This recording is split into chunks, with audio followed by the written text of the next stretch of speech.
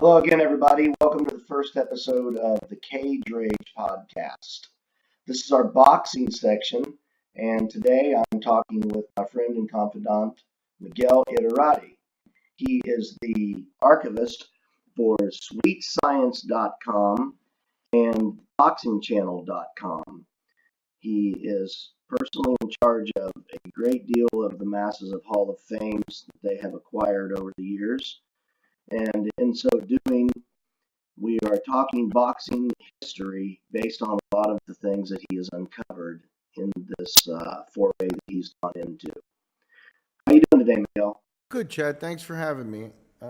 Try to have some fun with this. The main thing for people to know, and just to be clear, it's thesweetscience.com and theboxingchannel.com. Those websites have been around for years and years. People in the boxing business know them, and I'm fortunate enough to follow a long line of people who've worked on those sites. I happen to be in Costa Rica where the sites are managed. And I know that some of the sponsors of the sites do have a world-class boxing collection that we have certain access to.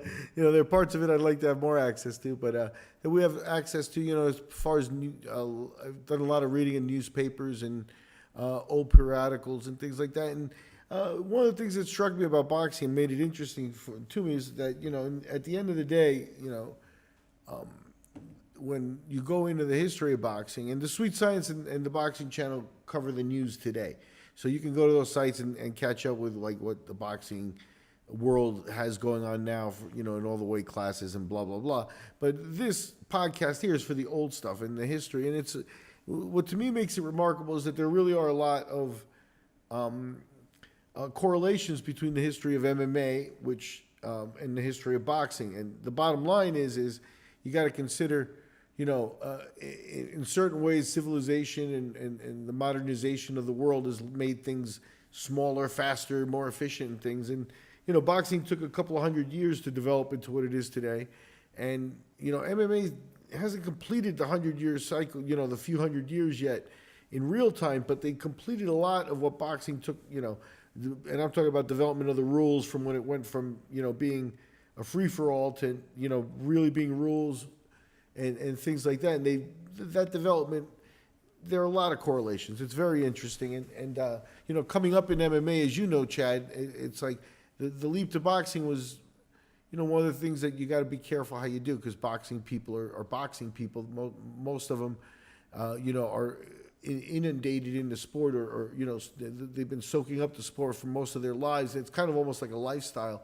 MMA is becoming that way, but to all of a sudden say you're a boxing guy, you got to do that with a lot of respect, and it starts with really knowing the differences between the MMA and the boxing and respecting both sports for what they are. I consider it, you could say, if you compare it to dancing, boxing is more like a ballet dancer, where elite ballet, you may or may not like it, but not anybody can do it. It's, an elite art that is world class, and boxing is that way. MMA is more like breakdancing to me. So you can't compare the two. Right, right. There are vast differences between MMA and boxing. There's no doubt about that. I guess boxing is the litmus behind which MMA built itself in a lot of different ways. We had to pass a lot of the boxing testing in order to start to become legitimized. And so one of the things that we're going to try to cover in the Cage Rage podcast is exactly what happened between now, 2018, and 1993, when MMA burst onto the scene as NHB, of course, with the UFC introduction. Of course, historically, MMA or NHB goes back much, much further than that. And we can talk about that stuff at another time as well on the MMA section of the podcast. So today, let's go ahead and go through a little bit of what we intend to allow the viewer and listener to be a part of in this podcast in the boxing section. Let's talk a little bit about where we want to go with that, and maybe give just a little bit more of your credentials so that people can understand more exactly what your connection to boxing is now. Because as you said, it's very important, especially in the boxing world, not so much in MMA, but in boxing, that we be bona fide and that we are actually documented, vetted into this sport of sweet science. Yeah, the first thing I would preface that by saying, anybody who's got knowledge and experience and something to share in boxing, I'm open to, learning and listening and hearing and taking it all in. You never stop learning, so I don't want to come across as a know-it-all, especially in a sport that's so deep. But the bottom line is, with my background in MMA, we were doing live events here in Costa Rica with MMA and boxing mixed. And from there, you just, you start to see a lot of the correlations, such as, I've made boxing matches.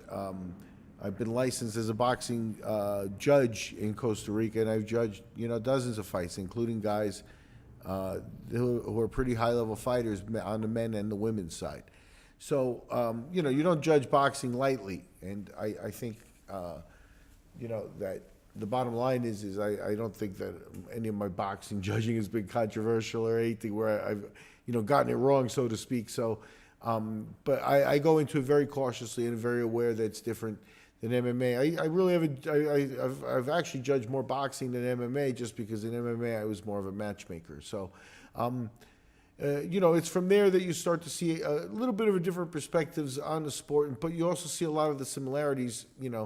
Aside from what goes on in the ring. Like I said, in the ring, I just see boxing as a hyper specialty. You know what I mean? It's like you're never going to see high-level boxing in MMA because you don't need to, because the footwork's different. And, other people have gone into it, but it's pretty obvious.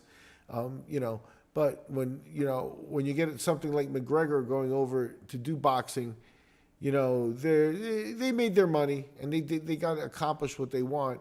But I think a lot of people who seriously understand the sport realize that Mayweather kind of pulled one over on us and went in there and put on a show more than was actively competing. Well, I mean, certainly there's this whole thing with McGregor and this other guy Maligney. What he's really trying to get at is that, hey, I can go in there and beat the brakes off of McGregor, let me prove it, and I want to make that $100 million pay cut too. Because it was pretty obvious. Well, I'm sorry to interrupt you, but it was pretty obvious from step one that Mayweather carried. Yeah, and here's the thing, and Paulie. And that's no disrespect. Look, that's no disrespect to Conor McGregor. He stepped up and he did something that was very remarkable. I was impressed from day one with what he was doing, and I've loved Conor McGregor because the one thing that he is that so many MMA guys are not yet is a salesman. They don't understand they have to market themselves not just as fighters but as entertainers if they're going to make the money that they want to make and be prize fighters. But that's another podcast. But he did understand that well. And here's the problem with the Malignaggi or Pacquiao or anybody against Conor McGregor. And this is a cycle in all sports, and it's a little bit of boxing history is what we're talking about. When something comes up, whatever it is, a gimmick or an explosion, or in sometimes the technology has played in boxing history a part of it. So what am I talking about? I'm talking about, like, for example, the trains in the 1800s made the country a lot smaller, and boom, all of a sudden you got John L. Sullivan, the first millionaire ever in any sport. And why? Because he did a vaudeville tour of the United States, going to most of the states and, sitting in theaters and meeting the people and shaking the hands, and, who shook the hand of John L. That's, all that stuff actually happened in the 1800s, and he was a millionaire for it. And then the next generation of boxers all went on the vaudeville tours, and none of them became millionaires for it. They made their money, they got some nice paydays, but it wasn't the explosion, it was a percentage less. When you have guys like Bob Fitzsimmons and James Corbett fighting, those two was actually one of the first full-length movies anywhere ever seen in a movie theater, because until then the technology of movies hadn't been developed yet. So you've got people actually going to the theater to see something where they were able to film 100 minutes in a row for the first time, and it happened to be a boxing match, and it happened to be a world title boxing match. Fitzsimmons and Corbett both became millionaires. Every other fighter in the next generation after that, from Battling Nelson to add wall gas to the heavyweights, all of them failed to make the money those guys did, even though they were all trying to get their TV rights and their movie rights and all that. So not TV rights, but their movie rights. The bottom line is it became a real difficult thing where you had to actually come and bring the film, the cameras, the film, how to guard the film and stuff. Those early films that we have are really priceless because of what it took to do them. But the point is again, the first guys who appeared in the movies made $1 million. The next set of guys started taking less and less. So already McGregor and Mayweather have already raped that pot. Anybody going in there afterwards who's not more interesting is always going to be number two. And I'm predicting they make a little less than half the money. You know what I mean? I mean, it's still nice. I like Paulie. I know Paulie Malignaggi. He's from Brooklyn. I've actually worked with him on boxing analysis here at the Boxing Channel here in Costa Rica. He was down here for a little bit. So I know him really well, and I know that he's a boxing savant. You know what I mean? It's in terms of not only in the ring, because you're talking about a guy without a lot of power that survives on style and technique. So he's always been an interesting guy, but you're also talking about a guy who's it's also translated into the world of announcing and analyzing fights and stuff, and he really is a complete boxing person. So obviously Malignaggi is one of the guys who sees McGregor as very vulnerable in the sport, but he's not going to make the money. It's not $100 million payday. That's the bottom line. That's my opinion. Yeah, I couldn't agree more. And I think that actually demonstrates very well the difference between MMA and boxing. You just corrected me on certain things like how to pronounce his name, what he actually knows, etc. I'm an MMA person. You're a boxing person and an MMA person, and I think that's important that we make that distinction. I think that's what we're trying to do here, is we're trying to complement one another by using our particular expertise in whatever field we're in, and that's what the Cage Rage podcast is going to be all about. The boxing episodes of it, wherein you and I talk about boxing, will be specifically about boxing, mostly history. And the historicity of boxing is fascinating. And I don't think there's a lot of it going on out there, and it deserves to be captured on video, it deserves to be captured on audio, and these podcasts are going to serve that purpose. So the premise of the Cage Rage podcast, where boxing is concerned, is maybe to educate me, and in so doing, educate the rest of the public on some of the amazing factoids of boxing that I just don't know about, that you do know about. And in so doing, hopefully we can show a little bit of the collection that has been acquired by the sweetscience.com and theboxingchannel.com. And we can do all of that on the cageragepodcast.com, among other things. So we're looking to do a lot of great things here, and this is just the first launch. So looking forward, I believe that we've got a great many odds against us, and we're going to have to figure out how to get around all of that. There's basic technology, there are all kinds of things we have to deal with, but we're getting there slowly but surely, but we're doing it in a way to make sure that we're respectful of all sports, and that also means that, where skiing interplays with this, we're respectful of that. I don't condemn or condone one sport as being better than another. My grandmother was German, and she was into skiing and shooting, which is kind of a Norwegian thing, I guess. I don't know much about it, but it's fascinating nonetheless, and it deserves respect like everything else. To capture a little bit of what my initial knowledge of boxing was, dealing with the Atlantic City Boxing Commission when we were working with Atlantic City on developing the MMA format for that area. We had to deal with the commission and they with us, and it was quite a snafu for a long time. There were conundrums we had to overcome because boxing was so set in its ways that they couldn't understand how to deal with MMA, nor did they want to deal with MMA necessarily. I think we finally broke that barrier, and ultimately the dynamic that did that was success in box office and in pay-per-views. So where money leads, everything follows. And just to hit on another factor of what you just discussed there. Yeah, the idea that you do it first, you make the most money on it is kind of a foregone conclusion, and everything after that is secondary. If you can roll something out, make a huge deal of it, and hit hard and get out of it, you're smarter than to try and reap the benefits off of someone else's hard work. You'll make money, but you're never going to make the money that we made initially in MMA, for example. The guys that are doing small show MMAs now, they just don't stand a chance to do what we used to do because we had novelty. The effect of novelty cannot be underestimated under any circumstances. So I'm here with Miguel Iterati, archivist for the sweetscience.com and the boxingchannel.com. Miguel and I are old friends. We've worked together for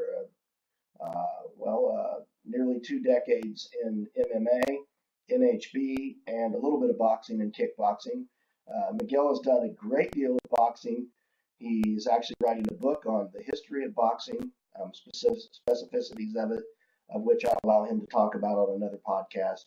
And today we are here to cover Cage Rage Podcast #1 and go into details about what it is that we want to talk about over time.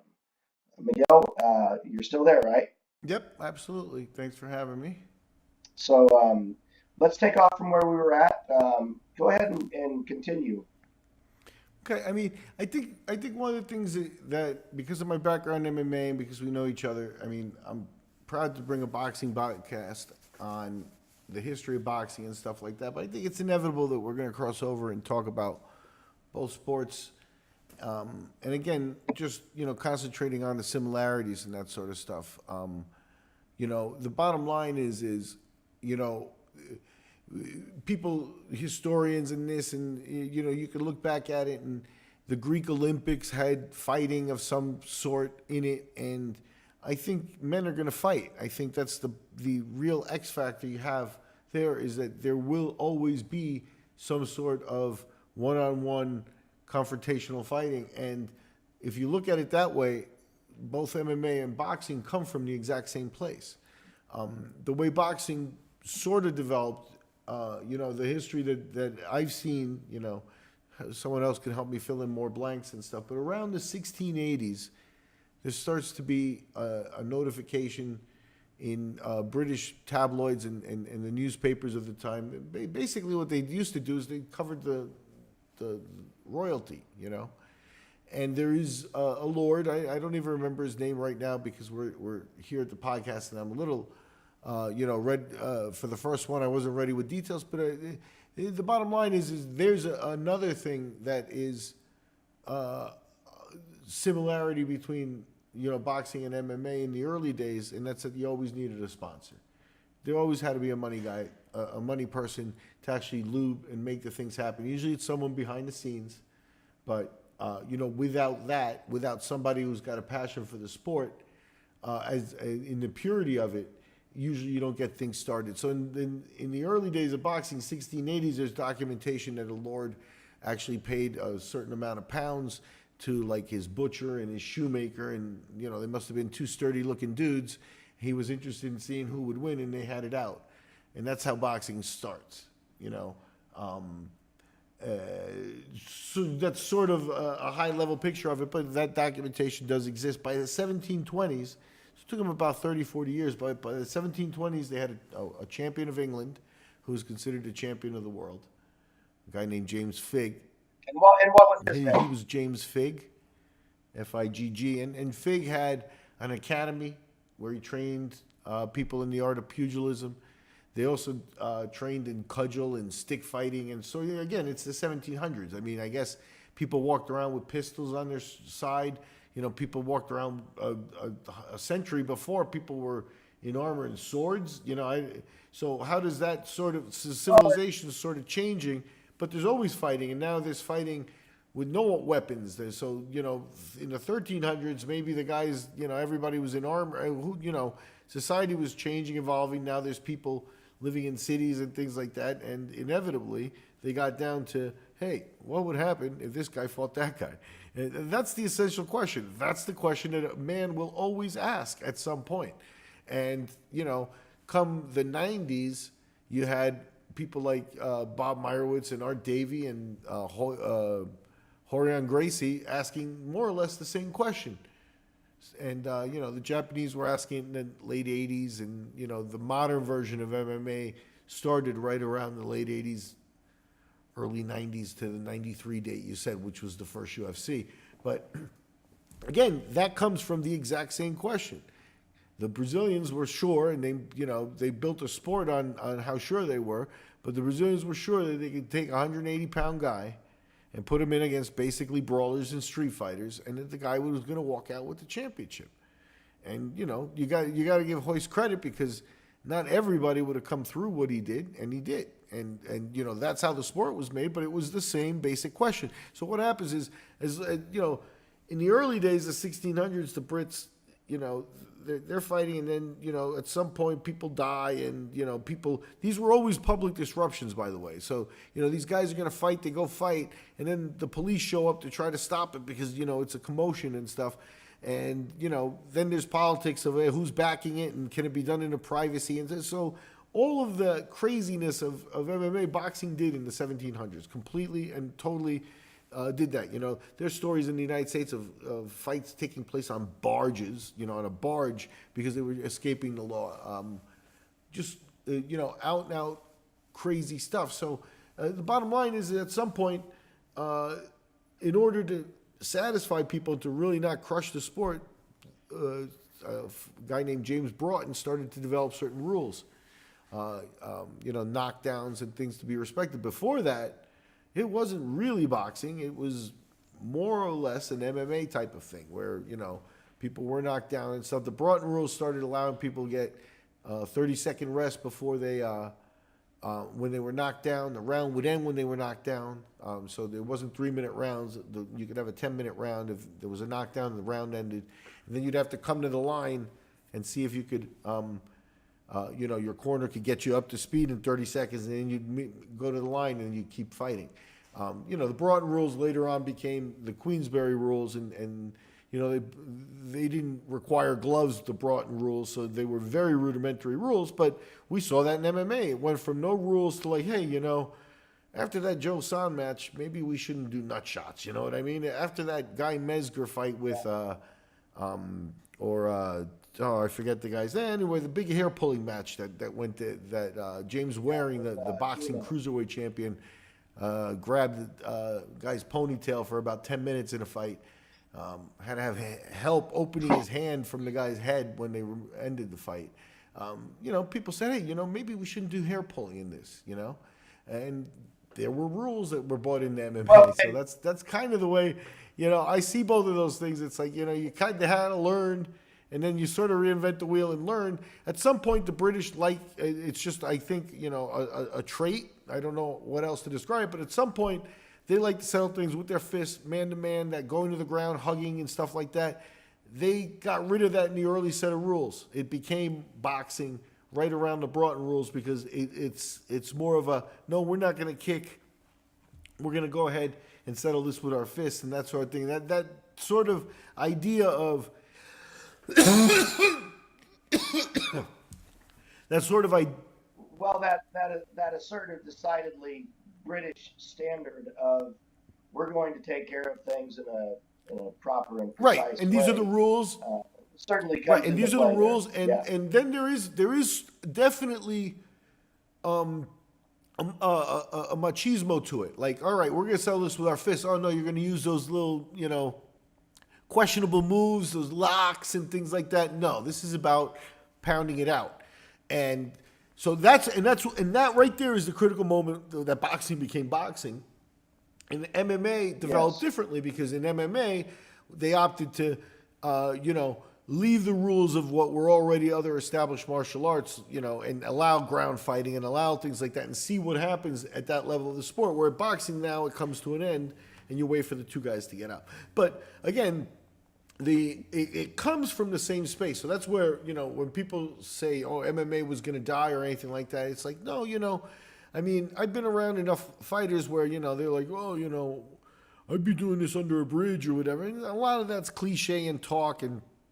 stuff like that. But the end of the day is the question. Not The all of it. question is going to be asked: who's the toughest?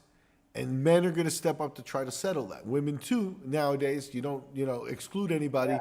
But the bottom line is the men are at the forefront of this sport, and it's a man thing. More, machismo and stuff of answering who's the best in one-on-one combat. So they both have that same core of where they come from. And that's why I think it's inevitable, if you understand that, if you're trying to answer that question, you do it with one set of rules or the other, you recognize the differences. But they do come from the same place, and that's what's interesting. It's all human nature.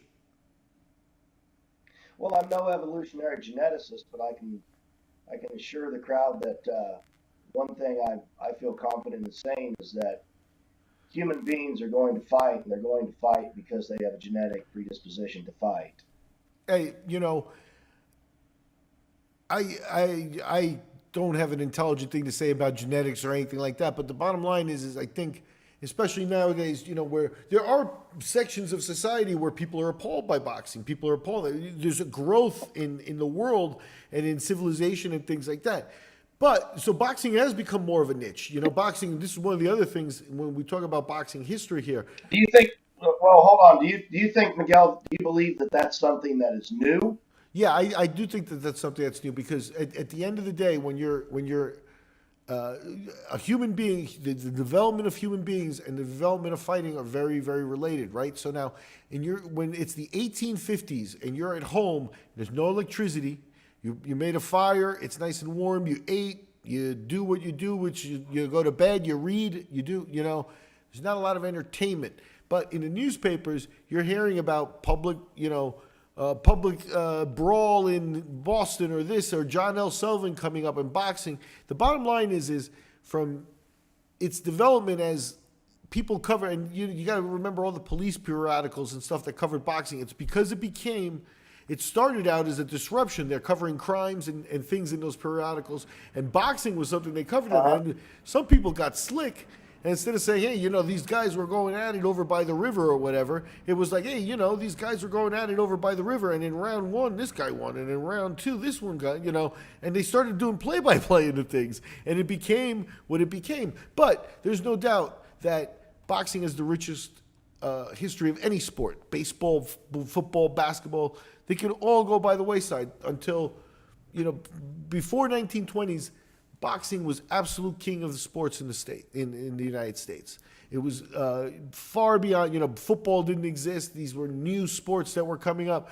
Obviously, those leagues surmounted and boxing went back. And now you've got people, against football because it's violent. There's segments of society that are now never going to accept boxing. They're never going to let their kids box. They're never going to let, any of that type of thing happen. So the world has changed. Now it's because of medical things and stuff like that. In the 1800s, 1900s, every kid on the street corner wanted a box. That's the first thing they wanted to do. None of them were worried about baseball or any of those things. So we've evolved into a society where boxing has become less in the forefront because we're more civilized, so to speak. But the quintessential question, the essential question that's being answered there is a human nature question. Who's the toughest? And we're always going to have that in one way, shape, or form. The bottom line is no one, people die in boxing, people have died in MMA. It's tragic, but it's not to the death. It's very much a sport. And just that makes it different than when it was, hundreds of years ago. It was much more, violent, much more close to the essence of the matter. Now it is sport, and they've been translated to sport. And we've got, from the same root, two different sports that are now mature and have come to fruition. Yeah, I think you could even make the argument that MMA has spun off of the idea that people got tired of saying, "Oh, this guy was a good boxer, but could he actually take a wrestler? Could he take a karate guy? What happens when you start to kick him in the head? What happens to his boxing skills at that point? The sweet science is now diminished." And that's not to take anything. That's not to take anything away from boxing. It's simply to say that MMA was born of the idea that there were people who wanted to compete in a different fashion and show that well, what if my wrestling can outdo your fisticuffs?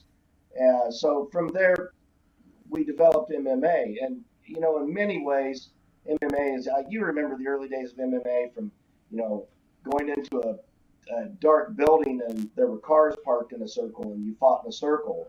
I certainly do. Backyard fighting, things like that. Before there were cages and rings and any kind of rules, That it was still goes simply a on. matter of, hey, we're going to go in, we're going to have a fight, and then the next person that stands up, if they want to do it, you're welcome to challenge the next guy in line. Just, So, I mean, so just remember MMA the old hook and developed. shoot. Yeah, exactly. The old hook and shoots from The- what, 96 maybe? Uh, yeah, where the guys were 96, born into 97 in the gyms, wood paneled room. and then the sport, let's say, let's be honest, the sport actually develops from the first guy who was smart enough to say, I'm going to sell tickets to this.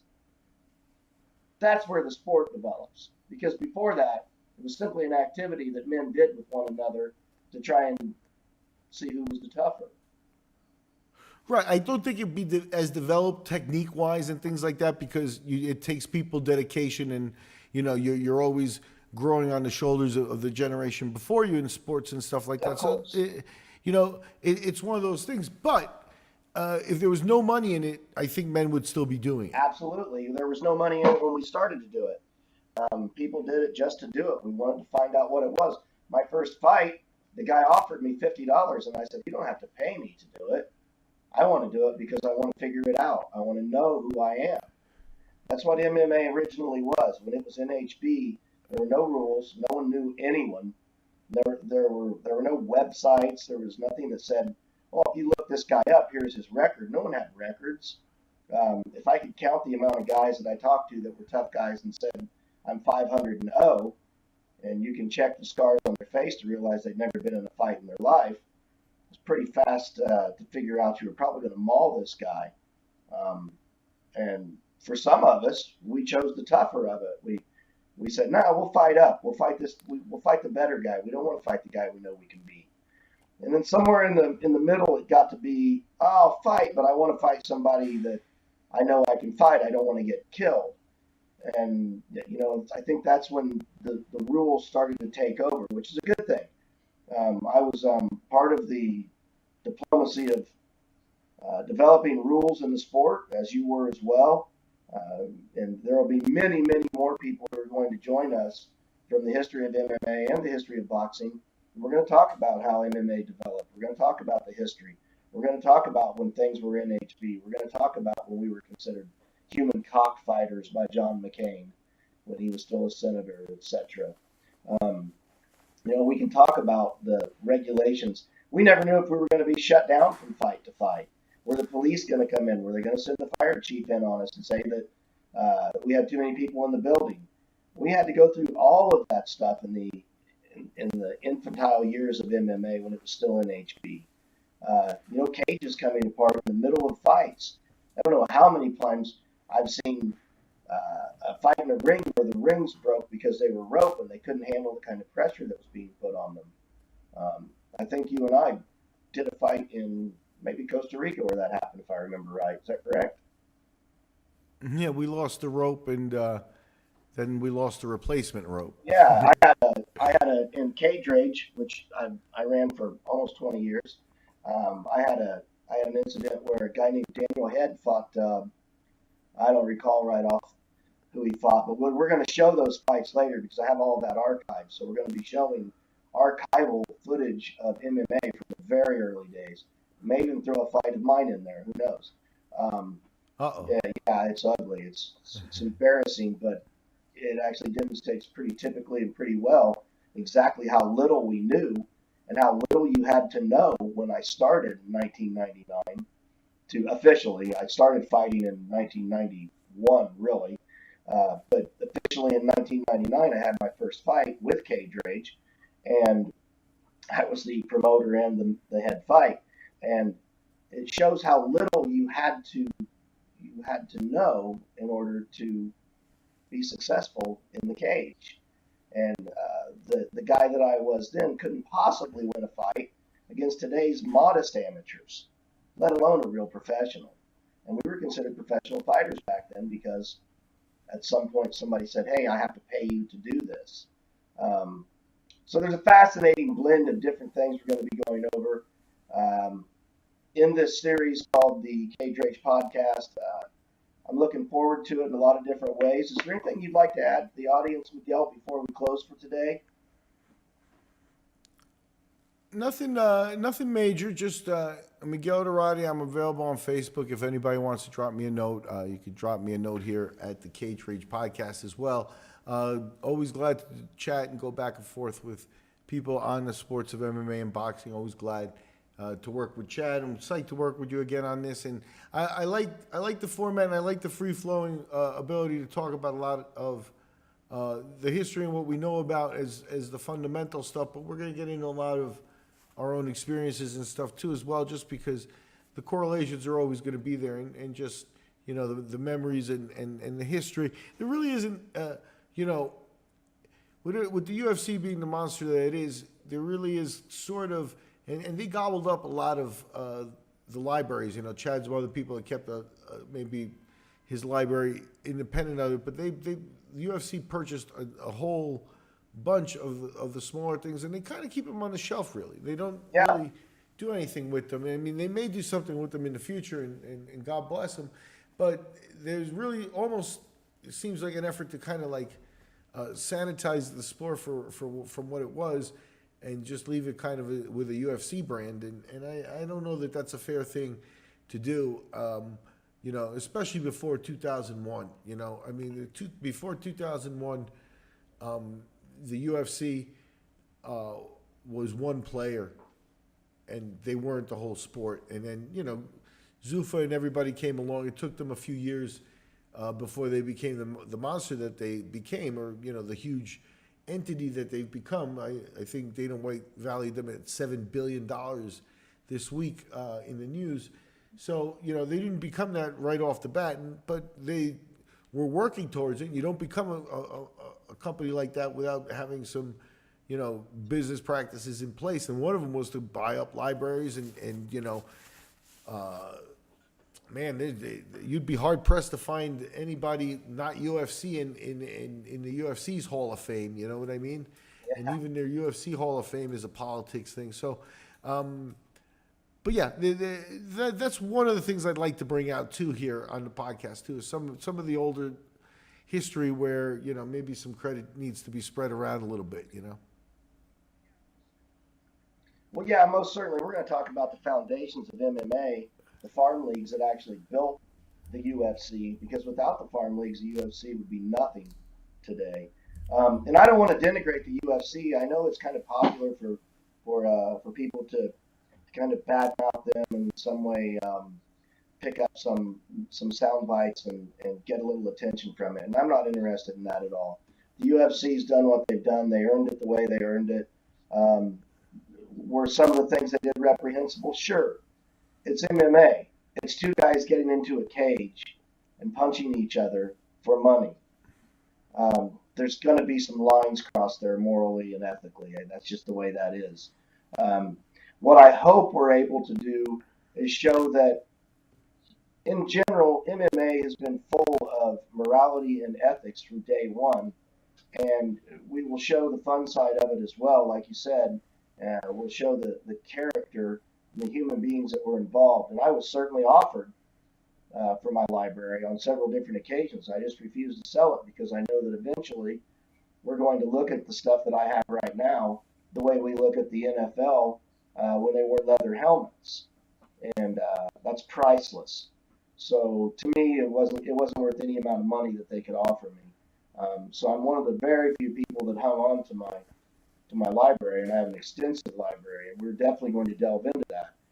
I want to make the audience aware that one of the things we're working on is we're developing the editorial and production skills to be able to pull up old fights, and you'll be able to see just how bad some of them actually were and how fantastic some of them were.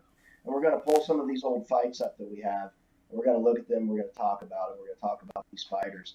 Some guys that you've never seen before, have never heard of, that we may never hear from again because, frankly, I saw them once or twice in the show. and then they disappeared and went back to their construction job or their accounting job or whatever it was they'd done for a living. And they never talked about it again, and I never saw them again. We're going to talk about that, and I hope these guys reach out and contact me when the podcast grows in attendance, which it certainly will. One more quick thing before closing. The Cage Rage podcast is not just about MMA and boxing, although pugilism is a very big part of it. It's not the only thing. We're going to be spinning several different webs into this podcast, some of which will be I've got a guy named David. He's a younger guy that he scoops ice cream. And I just want to know what a guy who scoops ice cream has to talk about on a daily basis. I've got another friend of mine. He runs the Ordinary Humans Experience. And he's going to come in and do some stuff with me later on this afternoon. And we're going to talk about that type of thing. So there's a whole bunch of stuff going on. And this podcast platform is going to be a basis from which a lot of people are able to come in and do their own podcast, so that you can go to one place and catch multitudes of different podcasts with different interests. With that being said, I think we're pretty much wrapped up here for the day. I'd love everybody to come back, tell your friends all about this, share this on Facebook, share it on Twitter, let everybody know, put it on your Instagram accounts. We're here to stay. TheCageRagePodcast.com, The Cage Rage Podcast on YouTube, The Cage Rage Podcast on Facebook, etc. and so forth. We're shuttling this from Libsyn, so if you want to look in that avenue, that's a good place to look as well. Special thanks to my guest and partner in crime, Miguel Edurade. We will be back again next week to do another boxing podcast. We will also be putting together a couple of podcasts this week on other things. So stay tuned, and we will see you soon. Thank you all.